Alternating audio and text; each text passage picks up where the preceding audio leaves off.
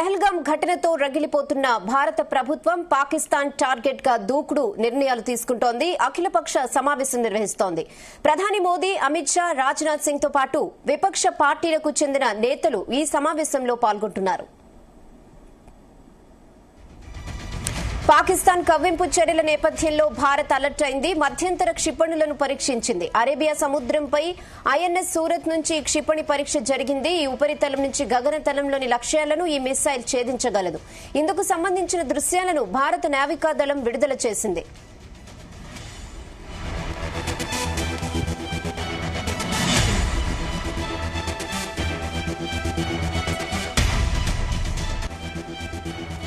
Pakistan missile పరీక్షలకు సిద్దమైన వేళ దానికి కౌంటర్ గా భారత నౌకాదళం ఈ క్షిపణి పరీక్షలు నిర్వహించింది.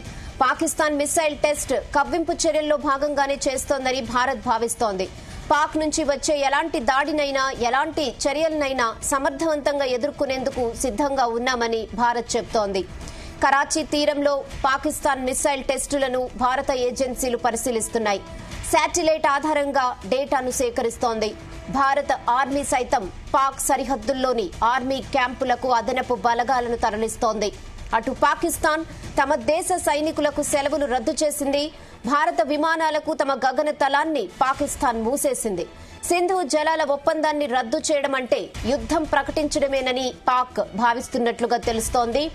భారత్ పాక్ మధ్య వివాదం ముదురుతున్న వేళ రాష్ట్రపతి ద్రౌపది ముర్ముతో అమిత్ షా, జైశంకర్ సమావేశమయ్యారు. పెహల్గాం ఉగ్రదాడి, భారత్ చర్యలను రాష్ట్రపతికి హోంమంత్రి అమిత్ షా, విదేశీ వ్యవహారాల శాఖ మంత్రి వివరించారు. దేశ భద్రత, పాక్ పై దౌత్యపరమైన చర్యలపై కీలక చర్చలు చేస్తున్నారు.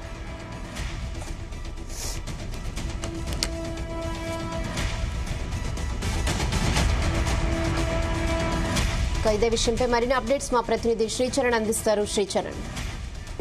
రేహానా, కరాచీ తీరంలో పాకిస్తాన్ మిసైల్ టెస్ట్లను కూడా భారత్ ఏజెన్సీలు పరిశీలిస్తున్నాయి. వాటికి ఈ రోజు ఇండియన్ నేవీ కూడా గట్టి కౌంటర్ అటాక్ ఇచ్చిందని కూడా చెప్పుకోవాలి మనము. India latest guided missile destroyer INS Surat successful గా కూడా ఈ రోజు టెస్ట్ ఫైర్ అనేది జరిగింది. Medium range surface to air missile with an interception range of 70 kilometre and target flying near sea surface in the Arabian Sea అంటూ కూడా Indian navy సిబ్బంది కూడా ఈ రోజు దాదాపు 70 కిలోమీటర్ల వరకు కూడా టార్గెట్ ని ఛేదించగల లేటెస్ట్ మిసైల్ ని కూడా ఈ రోజు గైడెడ్ మిసైల్ ని ఈ రోజు మనోళ్ళు సక్సెస్ఫుల్ గా ఇండియన్ నేవీ వాళ్ళు టెస్ట్ చేశారు. పాకిస్తాన్ ఒక గట్టిగా చెప్పాలంటే బెసిటిక్ రిప్లై అని కూడా చెప్పుకోవచ్చు. ఈ మేరకు ఢిల్లీలో ఇక్కడి నుంచి కూడా రాత్రి నుంచి చూస్తున్నాం మనము.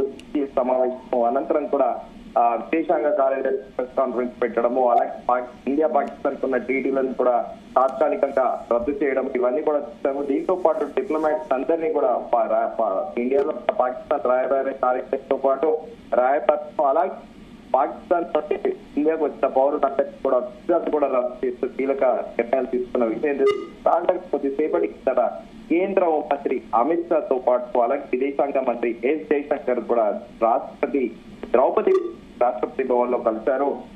సో కలిసి ఈ మేరకు చర్చ కూడా చేసినట్టు కూడా మనకు తెలుస్తోంది. సో మొత్తానికి ఏదో ఒక యాక్టివిటీ అనేది త్వరలో జరగబోతోంది అనేది చాలా క్లియర్ గా ఇది ఒక ఇండికేషన్ కూడా కనిపిస్తుంది. దీంతో పాటు భారత విదేశాంగ కార్యదర్శి అలాగే భారత విదేశాంగ శాఖ కూడా అందరి టాప్ డిప్లొమాట్స్ ఎవరైతే ఉంటారో అమెరికా గాని, యూకే గాని, యూరోపియన్ యూనియన్ గాని, అలాగే Italy, Qatar, Japan, China, Russia, Germany, France, మిగతా వారందరికీ కూడా ఈ పహల్గాం టెర్రర్ గురించి ప్రత్యేకంగా విదేశాంగ మంత్రి కార్యాలయానికి గుర్తించుకొని దీనిపైన బ్రీఫ్ కూడా ఇచ్చారు. దీంతో పాటు ఫారెన్ సెక్రటరీ విదేశాంగ కార్యదర్శి విక్రమ్ మిస్రీ కూడా బ్రీఫ్ కూడా చేస్తున్నారు. టాప్ డిప్లొమాట్స్ ఇండోనేషియాతో పాటు Malaysia, Oman, UAE, Qatar, army గురించి వాళ్ళందరినీ కూడా టాప్ డిప్లొమాట్స్ అందరినీ కూడా ఈ పహల్గాం టెర్రర్ అటాక్ గురించి కూడా చర్చిస్తున్నారు. సో ఇది క్లియర్ కూడా చాలా ఇండికేట్ చేస్తుంది ఏంటంటే పాకిస్తాన్ టెర్రరిస్టులను అనేది ఉత్పత్తి చేసే దేశంగా కూడా పేరు వచ్చింది. అలాగే టెర్రరిస్టుల క్యాంప్లకే మారు పేరుగా కూడా పాకిస్తాన్ పేరు వచ్చింది. ఈ నేపథ్యంలో కరాచీలో కరాచీ తీరంలో పాకిస్తాన్ మిసైల్ టెస్ట్ చేయడము, దీని పక్కన ఆల్రెడీ ప్రపంచవ్యాప్తంగా కూడా పాకిస్తాన్ మీద అందరూ అగ్నిజ్వాలతో పోతున్నారు. మొన్న జరిగిన జమ్మూ కాశ్మీర్ లో జరిగిన ఇన్సిడెంట్ టూరిస్టుల పైన మీ మతం పేరు చెప్పి కాల్చి చంపడము దేశవ్యాప్తంగా అందరూ కూడా రగిలిపోతున్నారని చెప్పుకోవాలి.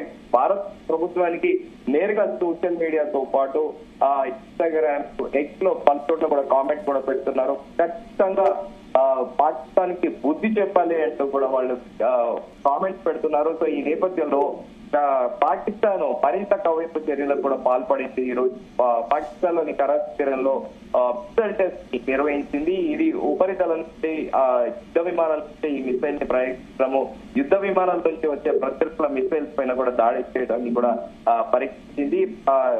పాల్గొంలో ఉగ్రవాద దాడి జరిగిన 2 రోజులకు పాకిస్తాన్ ఆర్మీ ఈ మిసైల్ టెస్ట్ చేయడం సరిహద్దుతో కూడా మరింత ఉద్రిక్తతలు పెంచింది. అంటే అసలు ఇండియా కూడా అంచనా వేసింది ఈ మిసైల్ ఇది ఎంత రేంజ్ వరకు ఉందనేది కూడా దాన్ని అంచనా వేసింది. పాకిస్తాన్ మిసైల్ టెస్ట్ అనేది అదొక కవ్వింపు చర్యలో భాగంగానే కూడా భారత్ ఈ రోజు ఉదయం నుండి కూడా భాగం అలాగే పాకిస్తాన్ నుండి ఎలాంటి దాడినా ఎలాంటి చర్యలైనా సమర్థవంతంగా ఎదుర్కొనేందుకు సిద్ధంగా ఉన్నామని కూడా ఇండియా గవర్నమెంట్ ఆఫ్ ఇండియా చాలా క్లియర్ గా చెప్తుంది. అయితే ఈ భారత ఆర్మీ సైతం కూడా పాక్ సరిహద్దుల్లో ఆర్మీ క్యాంప్లకి దగ్గరలో కూడా అదనపు బలగాలు కూడా తరలిస్తుంది. ఇప్పుడు ఈ 2 పాకిస్తాన్ అలాగే ఇండియా కూడా బెనిఫిటింగ్ రిప్లై ఇచ్చి ఈ 2 పరీక్షల మిసైల్ పరీక్షల నేపథ్యంలో 2 దేశాల మధ్య ఒక ఉద్రిక్త వాతావరణం నెలకొని ఉంది. యుద్ధ మేఘాలు కమ్ముకున్నాయని కూడా చెప్పుకోవచ్చు. అయితే ఉగ్రవాదులు అత్యంత పాశవికంగా పాల్గొనలో పర్యాటకులపై దాడి చంపారు. ఈ ఘటనపై కేంద్రం పాకిస్తాన్ కూడా ఫినాన్షియల్ గా కూడా కార్నర్ చేసేటందుకు కూడా కీలక చర్యలు తీసుకుంది. పాకిస్తాన్ తో దౌత్య సంబంధాలు దాదాపు పెంచుకుంది. సింధు జలాల ఒప్పందం తాత్కాలికంగా కూడా నిలిపివేసింది. అటారీ చెక్ పోస్ట్ తో పాటు అలాగే అటారీ చెక్ పోస్ట్ మూసివేత, పాకిస్తాన్ లోకి భారత్ లోకి నో ఎంట్రీ ఆదేశాలు జారీ చేసింది. అలాగే ఇండియా నుంచి వెళ్లాలని కూడా పాక్ హై కమిషన్ కూడా ఆదేశించింది. దీంతో పాటు పాకిస్తాన్ లో చెందిన పలు ఇండియా నుంచి సీరం ఇన్స్టిట్యూట్ ఏదైతే ఉందో పూణే నుంచి almost world wide more than 70 to 80% pharmaceutical drugs అనేటివి అంటే మందులు కూడా ఇక్కడ నుంచే ప్రపంచానికి సరఫరా అవుతాయి. ఈ నేపథ్యంలో పాకిస్తాన్ లోని పెద్ద పేరు మోసిన ఫార్మాసిటీ ఇండస్ట్రీస్ కూడా ఇండియా నుంచే మెడిసిన్ వెళ్తాయి. దాదాపు ఆ కరెన్సీ ప్రకారం దాదాపు 3,800 కోట్ల రూపాయలు అంటే హోల్సేల్ లో ఈ సప్లై చేసే చిన్న చిన్న ఇండస్ట్రీస్ కానీ వాళ్ళందరూ కూడా ఇప్పుడు పాకిస్తాన్ లోని వివిధ ప్రైవేట్ ఫార్మాసిటికల్ కంపెనీస్ దాదాపు ఈ ప్రైవేట్ మెడికల్ కంపెనీస్ కి 3,500 కోట్ల వరకు బాగా బకాయిలు పడ్డాయనేది కూడా మరొకటి వాదన నడుస్తోంది. దీనిపైన నిజంగా పాకిస్తాన్ బకాయిలు పడితే మరి ఇప్పటి వరకు వాళ్ళు ఎప్పుడు చెల్లిస్తారు అని కూడా కాస్త సందేహాస్పదంగా ఉంది.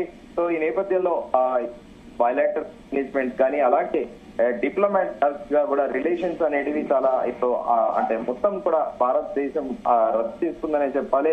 కానీ ఏ క్షణమైనా ఏదైనా జరగచ్చు అనే ఒక సంకేతాలను అయితే ప్రభుత్వం చాలా క్లియర్ గా ఇస్తుంది. రాష్ట్రపతిని కలవడం అలాగే ప్రధాని నివాసంలో సిసిఎస్ సమావేశం అవడము అలాగే ఈ రోజు ఢిల్లీలో ఏ దేశాల ఎంబసీలు ఉన్నాయో ఆ ఎంబసీలకు చెందిన హెడ్స్ అందరూ డిప్లొమాట్స్ అందరినీ పిలిచి విదేశాంగ కార్యదర్శులు మాట్లాడడము అలాగే విదేశాంగ మంత్రి మాట్లాడడం చూస్తుంటే ఖచ్చితంగా పాకిస్తాన్ కి ఒక గట్టి సమాధానము అలాగే పాకిస్తాన్ కి ఒక బుద్ధి ఏదైతే ఒక సోషల్ మీడియాలో పెడుతున్న పోస్టులనే మనం యథావిధిగా డిస్కస్ చేసుకుంటున్నామో పాకిస్తాన్ అనేది ఒక కుక్కతో ఒక వంకర లాంటి బుద్ధి అంటూ కూడా కామెంట్స్ పెడుతున్నారు.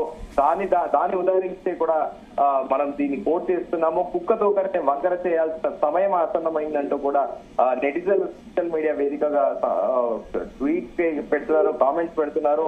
గవర్నమెంట్ ఆఫ్ ఇండియా కూడా చాలా సీరియస్ గా ఉంది. ఈ మేరకు ఈ రోజు ప్రెసిడెంట్ ని కేంద్ర హోంమంత్రి అమిత్ షా తో పాటు ఎస్ జయశంకర్ కలవడం కూడా ఖచ్చితంగా ప్రెసిడెంట్ కి ఒక ఏదైనా కీలక సమాచారం కూడా ముందస్తుగా చెప్పడము పర్మిషన్ తీసుకోవడం లాంటి కూడా చేసినట్లు కూడా అనిపిస్తుంది.